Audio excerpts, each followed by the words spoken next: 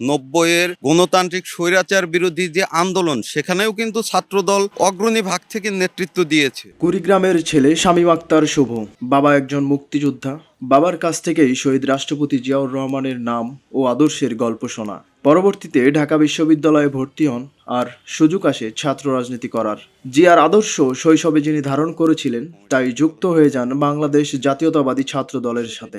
বর্তমানে তিনি ঢাকা বিশ্ববিদ্যালয় ছাত্র দলের ১ নং যুগ্ম সাধারণ সম্পাদক পদে দায়িত্বরত রয়েছেন।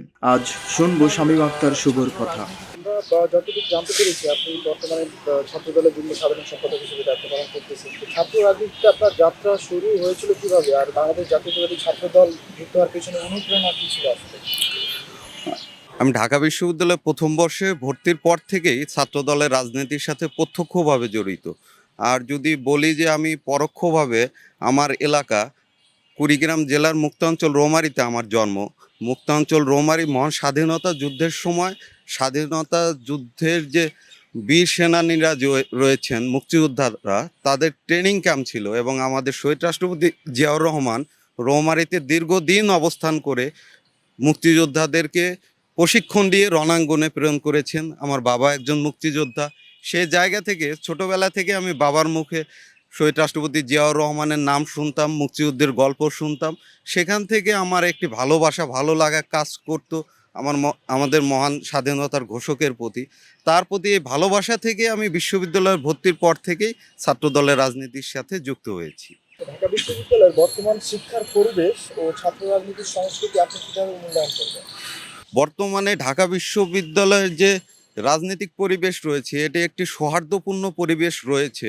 কেননা আপনি যদি দেখেন, ফ্যাসিবাদের সময়ে ছাত্রলীগ কিন্তু ঢাকা বিশ্ববিদ্যালয় সহ বাংলাদেশের বিভিন্ন শিক্ষা প্রতিষ্ঠানগুলোকে সন্ত্রাসের অভয়ারণ্যে পরিণত করেছিল।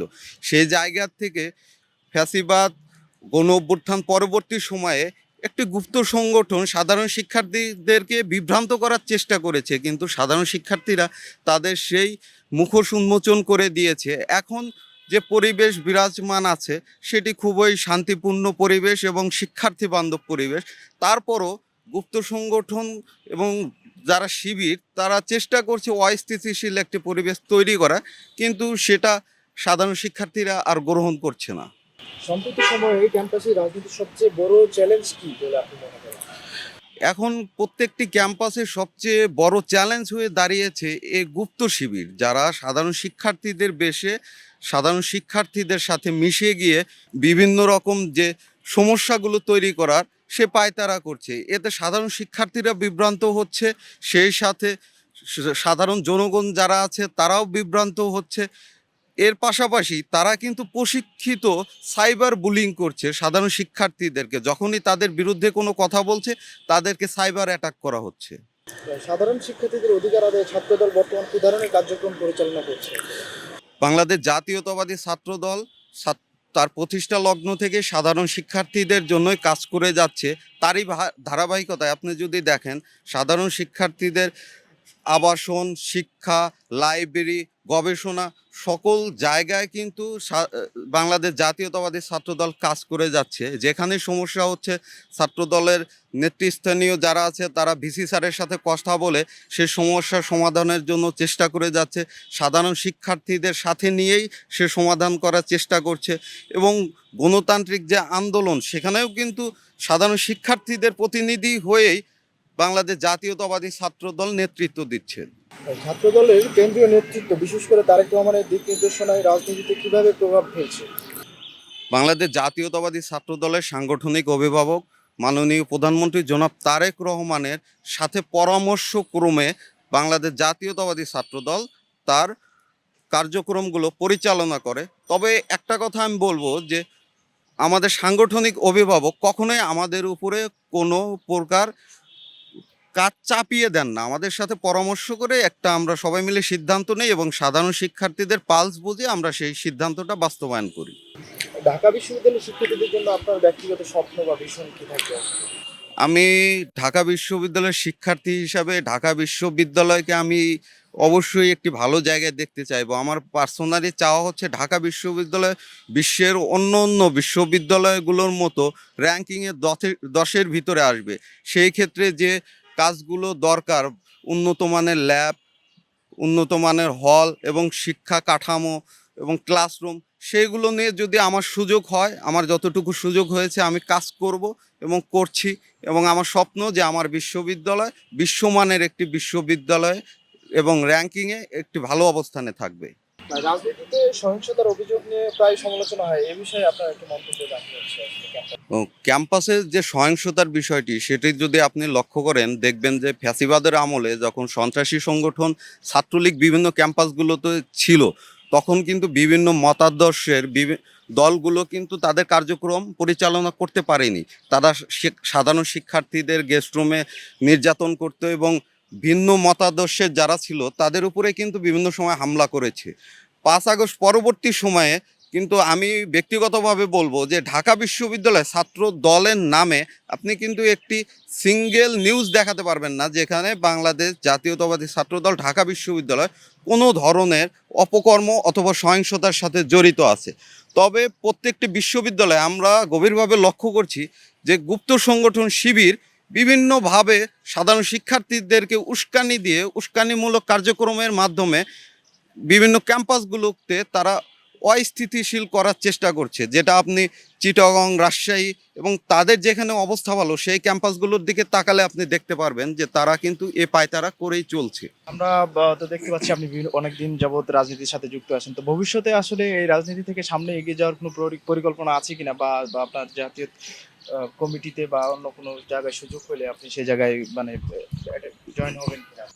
ছাত্র রাজনীতি আমরা যারা করি সবারই তো একটা আসলে আশা আকাঙ্ক্ষা স্বপ্ন থাকে। সেই জায়গা থেকে আমারও একটা স্বপ্ন আছে, যেটা এখন আমরা সবাই চেষ্টা করছি, আমিও চেষ্টা করছি ব্যক্তিগতভাবে ছাত্র দলের শীর্ষ পদের জন্য।